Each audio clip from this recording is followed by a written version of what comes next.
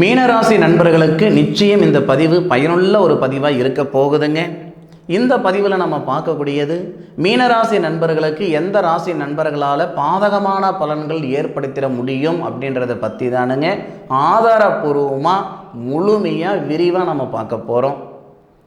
பொதுவாக மீன ராசி அப்படின்னா மீன ராசியாதிபதி யாருன்னா குரு.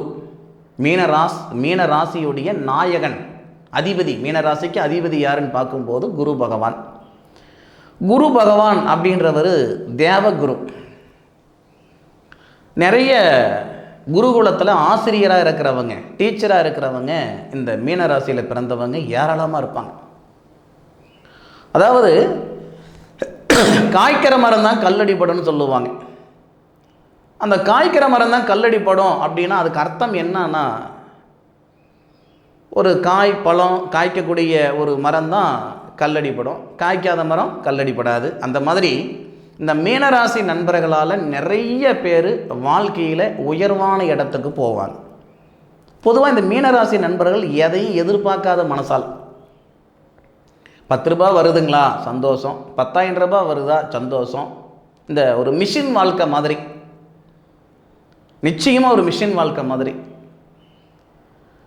அப்போது மீனராசி நண்பர்களுக்கு சுயநலம் அப்படின்றது ஏதாவது பெரிய லெவலில் இருக்குமா? சத்தியமாக இருக்காது. அது ஆணாக இருந்தாலும் சரி, பெண்ணாக இருந்தாலும் சரி. ஒரு பெண் மீனராசியில் பிறந்திருந்தால் பிறந்த வீட்லேயும் சுகப்பட மாட்டாங்க, புகுந்து வீட்லேயும் சுகப்பட மாட்டாங்க. பிறந்த வீட்லேயும் வேலைக்கு ஓடிக்கிட்டு தான் இருப்பாங்க, புகுந்து வீட்லேயும் வேலைக்கு ஓடிக்கிட்டு தான் இருப்பாங்க. பிறந்த வீட்டில் 4 பேருக்கு ஆக்கி போட்டால் புகுந்து வீட்டில் 10 பேருக்கு ஆக்கி போடுவாங்க. ஒரு ஓய்வு நிச்சயமாக இருக்காது. நிச்சயமாக மீனராசியில் பிறந்த பெண்கள் ஒரு மிஷின் வாழ்க்கை தான். நம்மளை புரிஞ்சுக்கிடலையே, யாரும் தன்னை சார்ந்தவங்க புரிஞ்சுக்கிடலையேன்ற ஆதங்கம் மீனராசியில் பிறந்த பெண்களுக்கு நிறைய வரும்.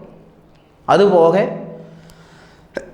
மீனராசியில் பிறந்த ஆண்கள் கூட பார்த்திங்கன்னா, மற்றவங்களுக்கெல்லாம் நல்லது பண்ணுறோமே, அந்த நல்லது ஏன் இந்த மாதிரி ஒரு சங்கடங்கள் நமக்கு ஏற்படுத்துது? நம்ம வீட்டு பணத்தை மற்றவங்களுக்கு கொடுத்துருக்கோம், அந்த கடனை கொடுக்கலனாலும் பரவாயில்ல, நம்ம கொடுத்த பணத்தை கொடுக்கலனாலும் பரவாயில்ல, நம்ம கொடுத்த பணத்துக்கு இவ்வளோ பெரிய ஒரு சிக்கல் வருதே அப்படின்ற மாதிரி ஒரு சூழ்நிலை, ஒரு ஆத்திரம் இந்த மீனராசியில் பிறந்த நண்பர்களுக்கு ஏராளமாக இருக்கும். ஏன்னா பொதுவாக மீனராசி நண்பர்கள் கொடுக்கல் வாங்கலுக்கு செட் ஆக மாட்டாங்க. காசு கொடுத்தா வாங்க முடியாது, வாங்கின பணத்தை பட்டினி கிடந்தாவது கட்டிவிடுவாங்க. அந்த மாதிரி குணம் கொண்டவங்க தான் இந்த மீனராசியில் பிறந்தவங்க. சரி, அதெல்லாம் போகட்டும். மீனராசியில் பிறந்த நண்பர்களுக்கு ஃபர்ஸ்ட் ஆஃப் ஆல் யாரால் பிரச்சனைகள் வரும் அப்படின்னா, தொந்தரவு ரொம்ப அதிகமாக வரக்கூடிய ஒரே ராசி எதுன்னு கேட்டிங்கன்னா துளாராசி. துலா ராசிக்காரங்க மீனராசி நண்பர்களுக்கு கெடுதல் தான் பண்ணணும், தொந்தரவு தான் பண்ணணும் அப்படின்னு கங்கணம் கட்டிட்டு கிடையாது. கடவுள் புண்ணியத்தில் இந்த பிரபஞ்சத்தில் பிறந்த எல்லாருமே அவங்கவங்க வாழ்க்கையை பார்த்துக்கிறதுக்கே அவங்கவங்களுக்கு நேரம் இல்லாமல் இருக்குது. அப்படி இருக்கக்கூடிய காலகட்டத்தில் ஒருத்தரை அழிக்கணும், கெடுக்கணும், ஏமாற்றணும் அப்படின்ற அவசியம் யாருக்குமே இல்லை. ஆனால் சூழ்நிலையும் சந்தர்ப்பம்தான் நல்லவங்களை கெட்டவங்கள் ஆக்கும். அந்த அடிப்படையில் மீனராசியில் பிறந்து வளர்ந்த நண்பர்களுக்கு துளாராசி நண்பர்களால் சாமி சத்தியமாக சங்கடம் தான் ஏற்படும். இதுக்கு அவங்க காரணம் இல்லை. ஒரு உதாரணத்துக்கு சொல்கிறேன். நம்ம நெருப்பு அப்படின்னா, நெருப்பு தண்ணியோடு இருந்தால் பரவாயில்ல, நெருப்பு எண்ணெயோடு இருந்ததுன்னு வச்சுக்கோங்களேன், பத்திக்கு தான் செய்யும். அந்த மாதிரி துளாராசி நண்பர்கள் அவங்க தனிச்சிருந்தால் சங்கடம் கிடையாது, அவங்களோட கம்யூனிகேஷன் வச்சுக்கக்கூடிய ஒரு சூழ்நிலையால் மன அழுத்தத்துக்கு போக தான் செய்வீங்க. இன்னும் ஒரு சில நண்பர்களுக்கு ஏண்டா இருக்கணும், எதுக்குடா இருக்கணும், இந்த மாதிரி ஒரு சூழ்நிலைக்கு இவங்க ஆள் ஆக்கிட்டாங்களே, இதுக்கு மேற்கொண்டு நம்ம உசுரோடு இருக்கணுமா அப்படின்ற மன நிலைமைக்கு போயிடுவாங்க இந்த மீனராசி நண்பர்கள். தயவு செய்து மீனராசியில் பிறந்த நண்பர்களுக்கு விவாகம் செய்கிற மாதிரி இருந்தால் துளாராசி நண்பர்களை தயவு செய்து விவாகம் செய்துக்க வேண்டாம். இது துளாராசியில் பிறந்தவங்களுக்கும் பொருந்தும், மீனராசியில் பிறந்தவங்களுக்கு மட்டும் கிடையாது, துளாராசியில் பிறக்கிறவங்களுக்கும் இது பொருந்தும். மீனராசியில் பிறந்தவங்க துளாராசியில் பிறந்தவங்களை கல்யாணம் பண்ணிக்கிறீங்க, உங்கள் வாழ்க்கை கெட்டு போயிடுச்சுன்னா உங்கள் வாழ்க்கை மட்டுமா கெடுது, சேர்ந்து அவங்களுடைய வாழ்க்கையும் தானே கெடுது. அப்போது நமக்கு நேர் ஆப்போசிட்டு பாவகம் மட்டும்தான் ஏன் செய்ய முடியும் அப்படின்ற ஒரு ராசி இருக்குது அப்படின்னா அது துளாராசி. மீனராசி நண்பர்களுடைய அதிபதி தேவகுரு, துளாராசியுடைய நண்பர்களுக்கு ராசிய அதிபதி அசுரகுரு. இந்த தேவகுருவுக்கு அசுரகுரு ஒருபோதும் பொருத்தமான கிரகம் கிடையாது. சார், அப்பாவும் பொண்ணாக இருக்காங்க, அம்மாவும் மகனாக இருக்கிறாங்க, அம்மாவும் பொண்ணாக இருக்காங்க, ரத்த சொந்தம் பெருசாக பாதிக்காதுங்க, மற்ற சொந்தம்தான் பாதிக்கும், பார்த்துக்கிடுங்க. அதுபோக அதன் பிறகு இந்த மீனராசியில் பிறந்த நண்பர்களுக்கு யார் சார் பாதகம் செய்வாங்க அப்படின்னா ஃபஸ்ட்டு துளாராசின்னு சொல்லிட்டேனுங்க. அதன் பிறகு சிம்மராசி. சார், சிம்மராசியால் மீனராசியில் பிறந்த நண்பர்களுக்கு சங்கடம் செய்ய முடியுமா? நிச்சயமாக செய்ய முடியும். நம்ம ராசிக்கு 6 குடையவர் சிம்மம், சிம்மத்துக்கு 8 குடையவர் நம்ம ராசி. அப்போது உடல் ரீதியாக ஒரு சில சங்கடங்கள் ஏற்படுத்துவாங்க.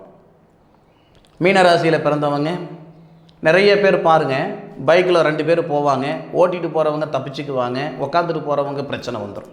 அந்த மாதிரி மீனராசி நண்பர்கள் சிம்ம ராசியில் பிறந்த நண்பர்களோட ட்ராவல் பண்ணுறீங்க, இல்லை சிம்மராசி நண்பர்களோட ஏதாவது ஒரு பிஸ்னஸ் பண்ணுறீங்க, வரவு செலவு வச்சுக்கிறீங்க, அது மிகப்பெரிய ஒரு அனுபவத்தை கொடுக்குற மாதிரி ஆகிடும். நிச்சயமாக மிகப்பெரிய அனுபவம், சாதாரண அனுபவம்லாம் கிடையாது. 2 வருஷத்தில் 3 வருஷத்தில் மறக்கிற அனுபவம் கிடையாது. உசுறு இருக்கிற வரைக்கும், உடம்புல உசுறு இருக்கிற வரைக்கும் அந்த அனுபவம் இருக்கிற மாதிரி ஒரு பாடத்தை கொடுக்கக்கூடியவங்க தான் சிம்மராசிக்காரங்க.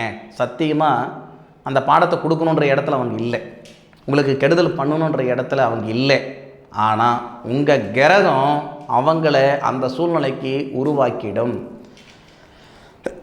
மற்றவங்களை குத்தம் சொல்கிறத விட மற்றவங்களை குத்தம் சொல்கிற சூழ்நிலையை நாம் உருவாக்கக்கூடாது. அப்போது நமக்கு பாதகம் அப்படின்றவங்க அந்த சிம்மம் அப்படின்ற ஒரு விஷயமும் நமக்கு பாதகம்தான். சிம்மத்தில் ஆணாக பிறந்தாலும் சரி, பெண்ணாக பிறந்தாலும் சரி, மீனத்தில் ஆணாக பிறந்தாலும் சரி, பெண்ணாக பிறந்தாலும் சரி, மீனத்தில் பிறந்தவங்களுக்கு சிம்மம் 100% பாதகம்தான். அதன் பிறகு வரக்கூடிய ராசி மிதுனம். மிதுன ராசி நமக்கு பாதகம்தான் இருந்தாலும் கல்யாணமே பண்ணக்கூடாது அப்படின்றதெல்லாம் ஒன்றும் கிடையாது. திருமணம் செய்துக்கிடலாம், சின்ன சின்ன சங்கடங்கள் ஏற்பட தான் செய்யும். பொதுவாக இந்த மிதுன ராசிக்காரங்க கூட இந்த மீனராசியில் பிறந்த நண்பர்களுக்கு ஒரு சில சங்கடங்கள் செய்யக்கூடிய இடத்துல தான் இருக்கும். அந்த மாதிரி சூழ்நிலையை நாம் உருவாக்கி கொடுக்குற மாதிரி ஆகிடும். அப்போ மிதுன ராசி கூட நம்ம பெருசாக எதிர்பார்க்க முடியாது. 100% பாதிப்பு இல்லைனாலும் 60% பாதிப்பு கொடுத்துருவாங்க. அதன் பிறகு தனுசு, நம்ம ராசியாதிபதியாக நமக்கு சங்கடமையா. தனுசு அப்படின்னா நம்ம ராசிக்கு 10 குடையவர்.